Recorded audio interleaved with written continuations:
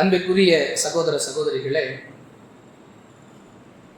இஸ்லாமிய கட்டளைகளை நாம் மக்களுக்கு மத்தியில் எடுத்து சொல்லும் பொழுது ஒரு சிலர் அதை அமைதியாக கேட்டுவிட்டு சென்று விடுவார்கள். ஒரு சிலர் நல்ல விஷயம், நம்மால முடிஞ்ச வரைக்கும் இதையெல்லாம் செயல்படுத்தினா நமக்கு நன்மைதானே அப்படின்னு சொல்லக்கூடியவர்கள் ஒரு சிலர். மூன்றாவது சாரார் ஒரு சாரார் இருக்கிறார், இதெல்லாம் சாத்தியமா, இதெல்லாம் முடியுமாங்க, இந்த காலத்துக்கு ரசூல்லா சொன்னாங்கன்னா அது அந்த காலத்துக்கு ஓகே, இப்பெல்லாம் சாத்தியமா, இப்படி பேசுகிறார்கள். இது எவ்வளவு ஆபத்தான பேச்சு தெரியுமா? இதுவெல்லாம் சாத்தியமா, எல்லாரும் இஸ்லாம் சொல்ற மாதிரி வாழ முடியுமா, இஸ்லாம் சொல்ற நடைமுறையை எல்லாரும் கடைபிடிக்க முடியுமா என்று ஒருவர் சொன்னால் அல்லாஹ் காப்பாற்ற வேண்டும். அவர் அல்லாஹுவை, அல்லாஹுடைய தூதரை அவமதித்து விட்டார். அதுக்கு என்ன அர்த்தம்? எதை மனிதன் கடைபிடித்து வாழ முடியுமோ அதை சொல்லக்கூடிய அறிவு அல்லாஹ்வுக்கு இல்லை, அல்லாஹ்வுடைய தூதருக்கு இல்லை. அதனங்க அர்த்தம்.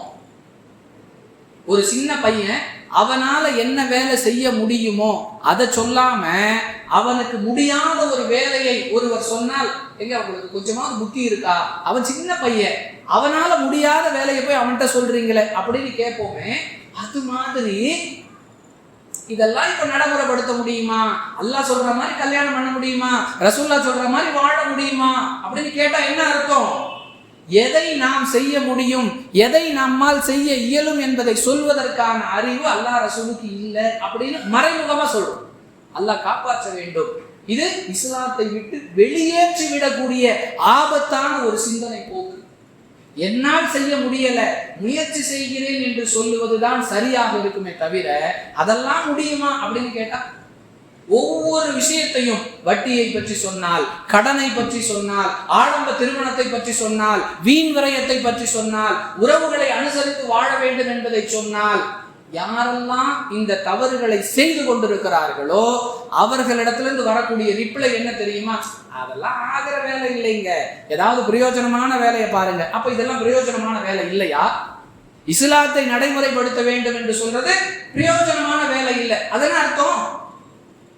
இதை இப்படிலாம் பேசிட்டு இருக்கிறத விட்டுட்டு ஆகக்கூடிய வேலையை பாருங்க. அன்பானவர்களே, நாமும் இந்த நிலைப்பாட்டில் இருக்கக்கூடாது. யாராவது இந்த நிலைப்பாட்டில் இருந்தால் அவர்களை அதிலிருந்து மீட்டு கொண்டு வரும் வரை நாம் ஓயக்கூடாது.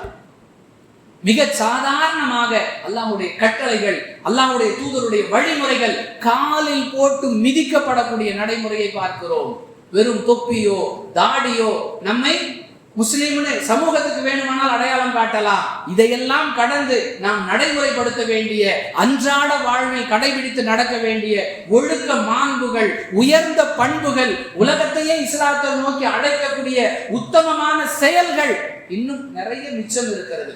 நம்மால் இயன்ற அளவிற்கு மார்க்கத்தை நடைமுறைப்படுத்தி மனித சமுதாயத்தை சொர்க்கத்தை நோக்கி அழைக்கக்கூடிய ஒரு உயர்தரமான பணியில் நம்மை நாம் ஈடுபடுத்திக் கொள்வோம்.